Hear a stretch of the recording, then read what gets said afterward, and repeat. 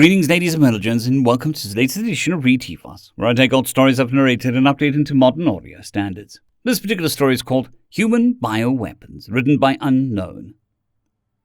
You go first, Slyra chittered nervously, as he looked into the derelict hulk of a spaceship. A gaping hole on the side of the hull looked as dark as the void.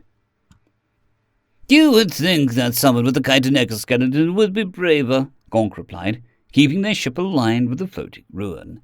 He spoke like someone would to a small infant, with a patient tone that suggested that this exact exchange had occurred 100 times before. Why do we even need to scavenge? Slyra said. We have fuel for the fusion reactor, plasma cells for the weapons, and food.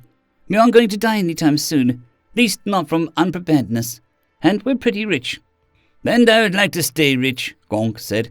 Our contact is worth a damn fortune on the black market, and normal attack is pricey these days, with the war going on. We're going topside soon as I find a place to attach the maglocks.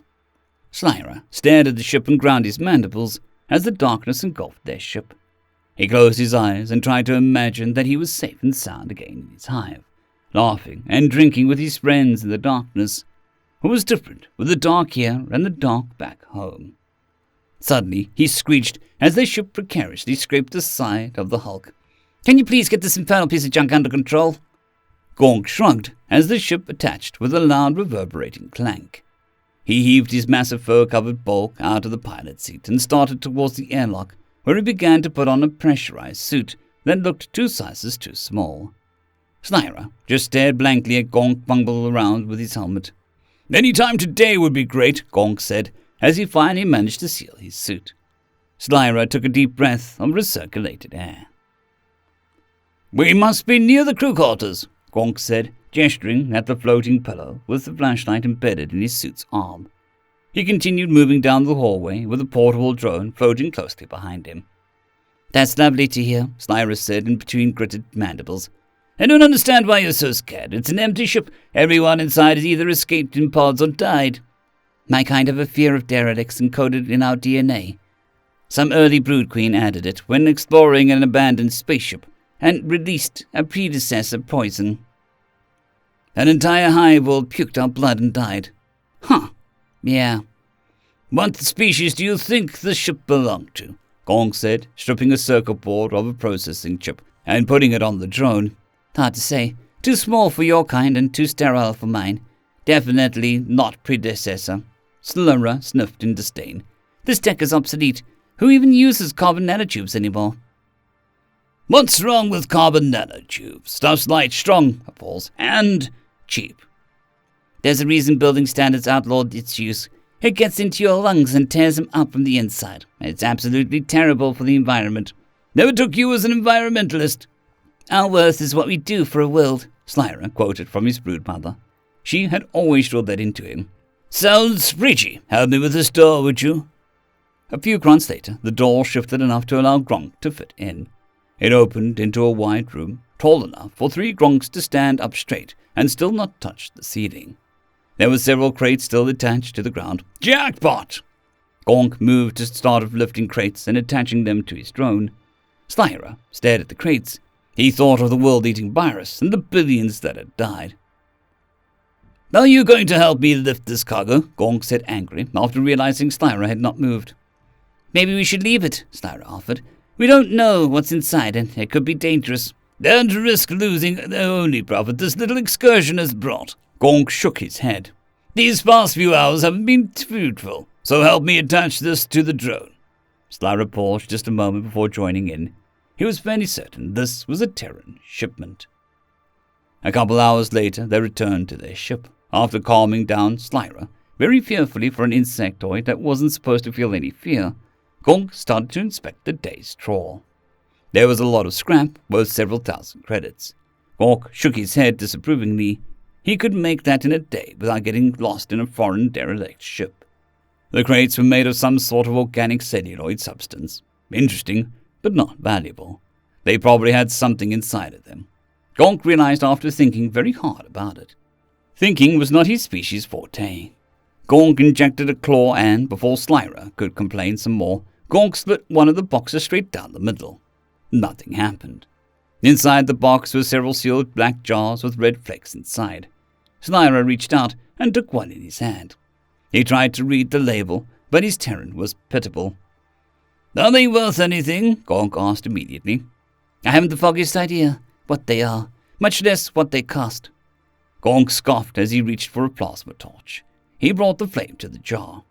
"Don't you think you should put on—" Before Slyra could finish, the jar exploded into little shards and threw red powder everywhere. The effect was instant. Gonk roared, his eyes burned and his throat closed up in pain. He slashed left and right wildly. Slyra wasn't doing much better, judging by the loud screeching. What was this? He asked himself in a haze of pain. Nanites? Bioweapons? On a backwater human planet. Mark, did we ever get a spice shipment these past few months? Not that I know of. Damn. I could really go for some curry right now. End of story. Story number 2. Kinetic Intensive Terraforming Expedition, written by JohnFalkirk. Many species are adaptable. Few planets are. Humans are unique, in that while the first of those statements does not apply to them, neither does the second. A cat, a parkai, or an Altlan, if dropped into an environment which did not suit their preferences, might rapidly adapt their own needs to suit the environment. The parkai, for instance, are particularly good at breathing atmospheres different from that of their home planet, while the Outland's variable density skeletons are excellent at adjusting to a wide range of planetary gravities. Humans cannot do those things. Put them in a methane-rich atmosphere and they'll probably die. Put them in an environment a mere 4 times their home planet's gravity and their spines will wear out in short order. They are not a fit species to go on interstellar colonizing spree. Naturally, when they burst onto the galactic stage, we, the most robust species, assumed that they would be isolated to only a small bubble of the more hospitable planets in their sector. This was not what happened, and less than 5 millionths of a galactic cycle later, they had dominated not only their home sector, but all the adjacent sectors, and many of the sectors adjacent to those. How was this? They are the known intelligent species least suited to adapt to a variety of planetary environments. How did they do it? And how did they do it better than all other known species? To answer this question, I spent a standard solar rotation as a welcome guest with a human preliminary terraforming task force, which they call KITE, or Kinetic Intensive Terraforming Expedition, as it conquered, rather than adapted to a newly claimed planet. My host vessel, the CCV Nantucket Sleigh Ride, CCV stands for Commonwealth Civilian Vessel, was one of 4 identical ships within the task force, the others being CCV Cold Precod, the CCV Hardtack Repository, and the CCV Titanic's Revenge. The task force had routed towards a newly discovered small, rocky, molten world, officially designated 198574-9PB-7C. It was known unofficially to the humans as Orion's Left One, for some reason. It was something to do with the proximity to a portion of an apparent star cluster visible from their home planet. Upon arriving in system, the Nantucket began circling about the local star through the layer of comets at the exterior of the system. I first became aware that something was off when the ship spontaneously lurched, accelerating so fast in an unexpected direction that despite the ship's powerful inertial dampeners, I was flung from my bunk after only its shortest of warnings sounded over the intercom. Harpoon! Harpoon! Brace! Brace! Brace! This was the moment I first realized that these humans were insane. No one can possibly expect those 5 words to be sufficient warning for an acceleration that exceeds the capacity of the ship's inertial dampeners. Red warning lights came on, sirens bled, and I could hear the engines straining against what must have been an immense force.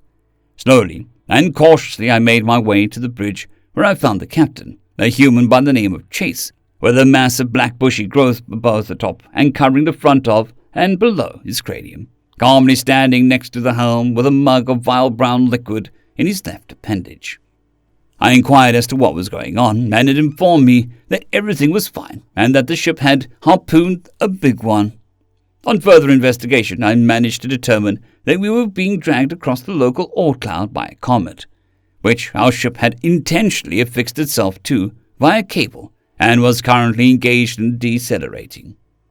I now know how these mad creatures terraform planets so quickly. They pummel them into submission, dragging comets across the systems to smash into their surfaces, adding water to their surfaces, and sometimes even creating an atmosphere where none was before.